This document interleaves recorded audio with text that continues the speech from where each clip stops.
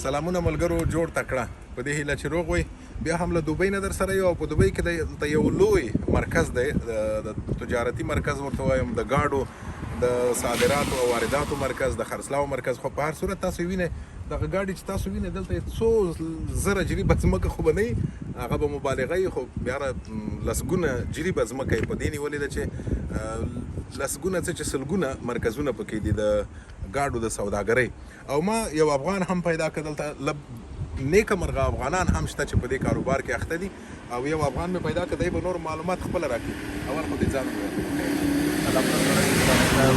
اوله تاسو ډېره مننه کوم تاسو ماته راغلی زما نوم فرهاد رضا دی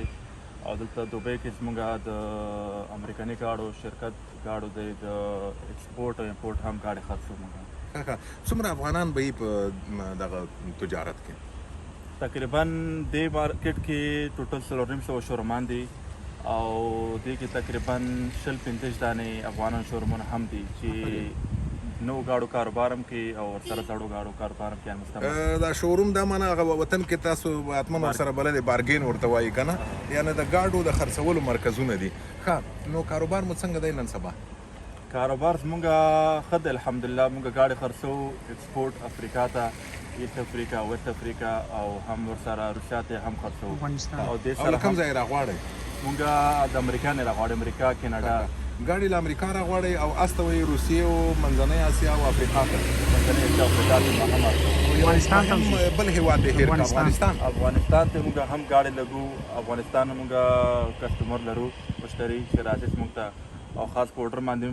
زموږ ګاډي اخلي ښه خو اوس په د اوسنیو حالاتو کې چې د افغانستان دغسې حالات راغلي دي هغسې خونده به نه وي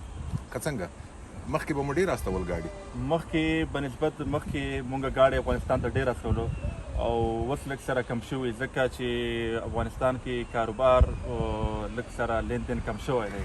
دې لحاظه دلته افغانستان مشتریات کم راځي زموږ سره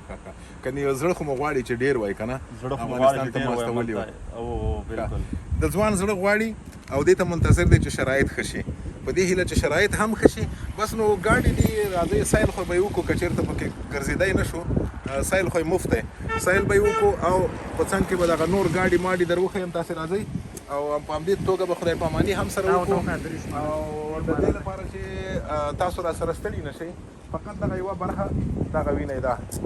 دغه البته اخواته نور هم دي دغه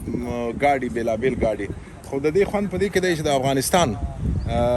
ځوانان دي پکې او دا نور ځوانان خو نشم لیدلی چې څوک رانه خفه نه شي د افغانستان په نمایندګۍ مې دلته له دغه ځوان سره خبرې وکړې د اوس لپاره مو په لوی خدای سپارم